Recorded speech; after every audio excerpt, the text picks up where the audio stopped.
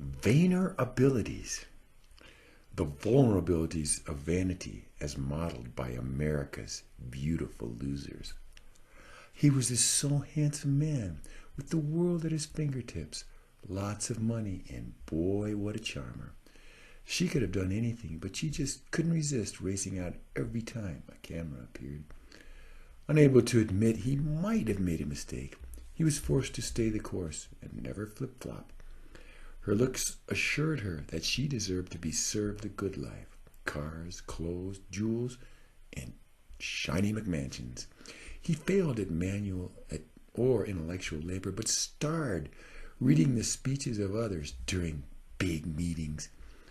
Being dressed fashionably was obviously her extreme priority, because other people would of course notice.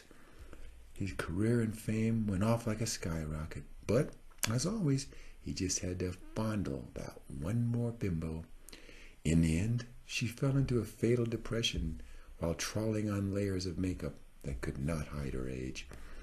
Sitting in his sports car with a young woman, he did not feel like the wrinkled old fool in the rearview mirror.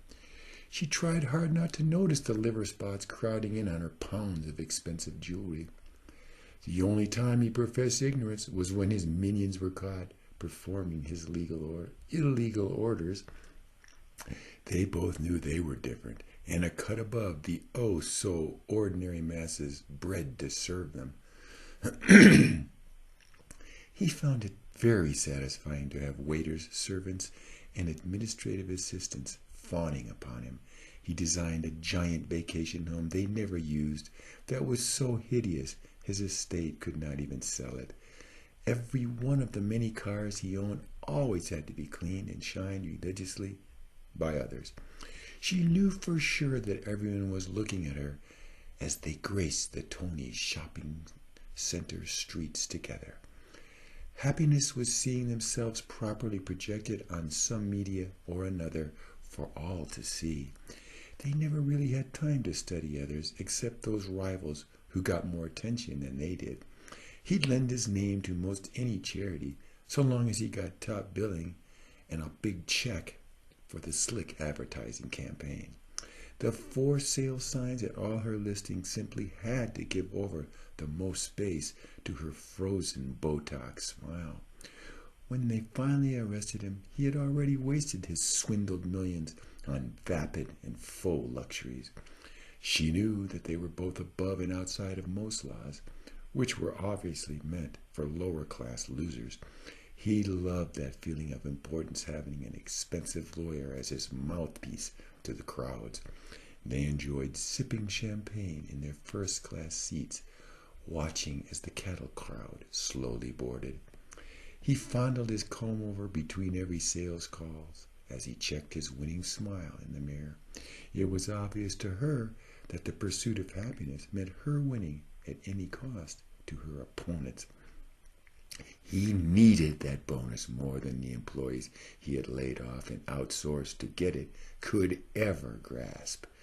But way too shortly after finally filling his 19-car garage, that gnawing emptiness began once again.